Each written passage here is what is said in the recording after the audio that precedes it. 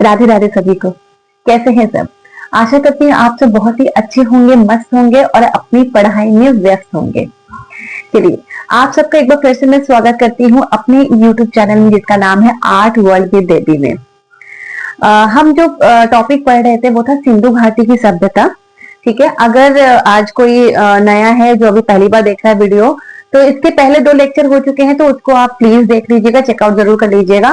क्योंकि पहले लेक्चर में सिंधु घाटी सभ्यता का जो जितना इंट्रोडक्शन है, लाइक किसने खोज की थी, कब खोज की थी, ये सब हमने देखा था।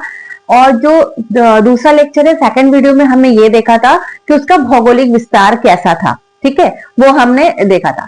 अब हम आगे आज पढ़ेंगे जो उसमें हमें मतलब हड़प्पा सभ्यता, जो सिंधु घाटी सभ्यता हम पढ़ रहे हैं, उसमें हमें टॉपिक क्या क्या कवर करना है, मतलब उसमें क्या क्या क्वेश्चन आते हैं एग्जाम में।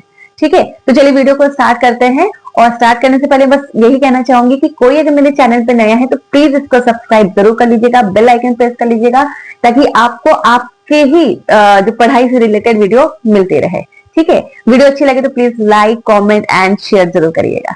चलिए स्टार्ट करते हैं। ठीक है, ओके, तो हम पढ़े थे सिंधु घाटी की सभ्यता। हमने कल भौगोलिक विस्तार उसका देखा था। अब जो हम टॉपिक कवर इसमें जो करेंगे, जो कि मेनली सिंधु घाटी की सभ्यता से क्वेश्चन एग्जाम में आते हैं, तो वो किस टॉपिक से आते हैं, ठीक है, तो वो हम देखेंगे। तो पहला अगर हम टॉपिक की बात करें तो लिपि। ठीक है, लिपि के बारे में बात होती है और लिपि से क्वेश्चंस भी आते हैं। सेकंड हमारा है मोहर। ठीक है, जो हमें मोहरें मिली सिंधु सभ्यता से, उससे रिलेटेड क्वेश्चन आते हैं। तीसरा है मूर्ति। फिर हम देखेंगे मृद भांड, मतलब जो मिट्टी की जो बर्तन होते थे जिसमें चित्रकारी भी की जाती है, चित्रकला से रिलेटेड है हमारे। ओके, और हम देखेंगे आभूषण।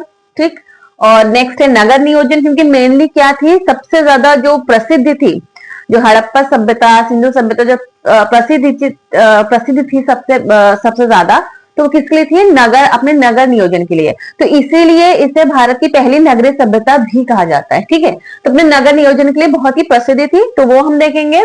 और लास्ट है अपना जो है वो जो व्यापार करते थे, किन किन के साथ व्यापार करते थे, और कृषि। ठीक है, जो उनका जीविकोपार्जन का साधन था। ओके, ठीक है, तो ये टॉपिक हम कवर करेंगे। तो आज इनमें से हम पहला टॉपिक देख लेते हैं, वो है लिपि। ठीक है, तो लिपि का हम देख लेते हैं, जो लिखने का स्टाइल है उसे लिपि कहते हैं, राइट। और मैंने आपको पहले भी बताया था कि सिंधु घाटी सभ्यता में जो हमें लिपि मिला है वो आज तक अभी तक भी पढ़ा नहीं गया। इसमें शोध कार्य चल रहा है, वैज्ञानिक उसमें लगे हुए हैं, मगर इसको अभी तक पढ़ा नहीं गया है। ठीक है, चलिए ओके, तो लिपि की बात कर लेते हैं सिंधु घाटी सभ्यता की। तो इसमें कुछ मेन पॉइंट्स मैंने यहाँ पे लिखे हैं, वो आप नोट डाउन जरूर कर लीजिएगा। समझ लीजिए कि जो सिंधु घाटी सभ्यता में जो लिपि मिले, उसमें जो लेख मिले, ठीक है, तो लेख केवल मोहरों और तांबे की गुटिकाओं में मिले हैं। ठीक है, मोहरों में मिले हैं और तांबे की गुटिकाओं मिले हैं। और मोहरों जब हम मोहर पढ़ेंगे तो उसमें तो हम आगे पढ़ेंगे कि मोहरों का इस्तेमाल किस किस चीज में हुआ है, तो हमें मोहरों में लेख मिले हैं। ठीक है, और क्या मिले हैं, तांबे की गुटिकाओं में, छोटे छोटे गुटिकाओं में भी हमें लेख देखने को मिल जाते हैं। ओके, अच्छा आगे देखते हैं। मोहरों में क्या था, 5 अक्षर से ज्यादा का लेख नहीं मिला। ठीक, तो हमें सिंधु घाटी सभ्यता में मोहरों में जो हमें लेख मिले हैं, जो लिपि है, वो 5 अक्षरों से ज्यादा हमें नहीं मिली। ठीक, केवल एक ही हमें ऐसा मिला है प्रमाण, जो 10 अक्षरों वाला लेख मिला, और वो कहां से मिला, धौलावीरा से। तो धौलावीरा से जो 10 अक्षरों का लेख मिला है, तो उसे हम ये कह सकते हैं कि हाँ, पहला हम उसको साइन बोर्ड भी कह सकते हैं। ये भी एग्जाम में आता है कि साइन बोर्ड के पहला साइन बोर्ड जो था, उसके प्रमाण कहाँ मिले हैं, तो धौलावीरा से। ठीक है, तो यही कहना चाह रही हूँ कि 5 अक्षरों से ज्यादा लेख हमें मोहरों में नहीं दिखाई देता है, मगर एक एक्सेप्शनल है, जो कि 10 अक्षरों वाला लेख हमें मिला, कहां से, धौलावीरा से, और जिसे कि हम पहला साइन बोर्ड भी कह सकते हैं, जो धौलावीरा से प्राप्त हुआ है। ओके, ठीक है। फोर्थ पॉइंट देख लेते हैं कि अभी तक क्या है, कुल अक्षर में कितने मिलते हैं, 396। ठीक, तो अभी तक हमें जो टोटल अक्षर सिंधु सभ्यता में प्राप्त हुए हैं, अलग अलग मतलब कि मोहरों में, ठीक है, तो उसमें क्या है, अक्षर कितने मिले, 396, मतलब लगभग 400 के करीब मान लेते हैं। ओके, सॉरी, तो कुल 396 अक्षर जो हमें मिले हैं, चिन्ह प्राप्त हुए हैं। ये जो है आप नोट कर लो, बहुत ही इंपॉर्टेंट है ये।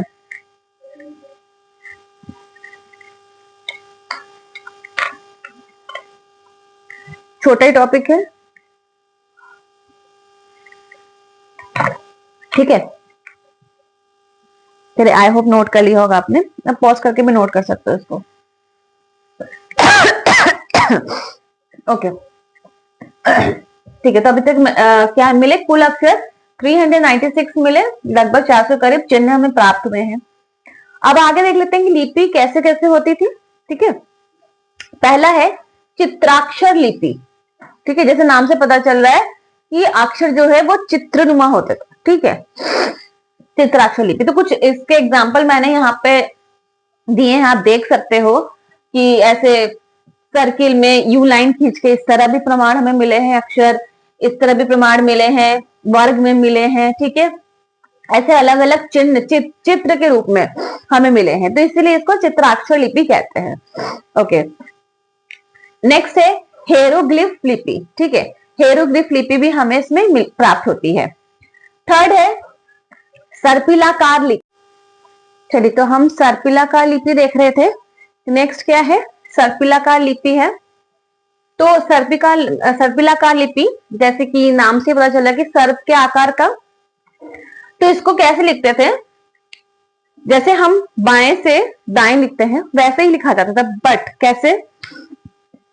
बाएं से दाएं लिखा, उसके बाद फिर दाएं से बाएं, फिर बाएं से दाएं, फिर दाएं से बाएं, फिर बाएं से दाएं, फिर दाएं से बाएं और फिर बाएं से दाएं, ठीक है। तो इसका मतलब कैसा? सर्प के आकार के वो ना, यू यू यू यू, एक स्नेक टाइप का बन रहा है, ऐसे ऐसे लिखते थे, इसीलिए इसको सर्पिलाकार लिपि कहा जाता है। और ये जो पैटर्न है, ये जो तकनीक है, इस तकनीक को क्या कहा जाता है? बूस्टोफ्रेडन तकनीक, ठीक।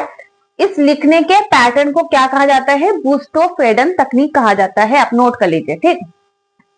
नेक्स्ट है आपका गौमूत्री लिपि और सरस्वती लिपि भी, क्योंकि मैंने कहा था सरस्वती नदी के किनारे भी बहुत सारे क्षेत्र पाए गए, इसीलिए सरस्वती लिपि भी कहा जाता है, ठीक। आप इसको अच्छे से नोट डाउन कर लीजिए, ठीक है। तो ये सब हम टॉपिक जो है कवर करने वाले हैं सिंधु घाटी सभ्यता में। लिपि, मोहर, मूर्ति, मृदभांड, आभूषण, नगर नियोजन, व्यापार और कृषि, जिसमें कि आज हमने लिपि देखा, जिसमें मैंने आपको बताया 4 इंपॉर्टेंट पॉइंट। उसके अलावा लिपि को क्या क्या कहा जाता है? चित्राक्षर लिपि, हेरोग्लिफ लिपि, सर्पिलाकार लिपि, गौमूत्री लिपि और सरस्वती लिपि, ठीक है। तो आई होप नोट कर लिया होगा आपने, आप वैसे पॉज करके भी नोट कर सकते हो, काफी इंपॉर्टेंट है, तो इसको जरूर नोट डाउन कर लीजिएगा और याद कर लीजिएगा, तैयारी अच्छी रखिएगा। और मैं फिर से ये कहना चाहूंगी कि जिसने पहले दो जो लेक्चर हैं हड़प्पा सभ्यता से रिलेटेड नहीं देखे, तो पहले प्लीज उसको चेकआउट कर लीजिए, मैं प्लेलिस्ट बना दूंगी, उसको चेकआउट कर लीजिएगा और उसके बाद ये आप देखिएगा, ठीक है। तो ये 1 by 1 सीरीज वाइज है, तो आपको अच्छे से समझ आएगा। ओके, चलिए, अगर वीडियो अच्छी लगी हो तो प्लीज लाइक, कमेंट, शेयर जरूर कर दीजिएगा, नए हैं तो सब्सक्राइब जरूर करिएगा, ठीक है। अब इसके बाद जो नेक्स्ट टॉपिक है उसकी वीडियो जल्दी ही आएगी, तब तक आप तैयारी अच्छे से कर लीजिए और इसको नोट डाउन जरूर कर लीजिएगा। चलिए, सभी को राधे राधे, थैंक यू।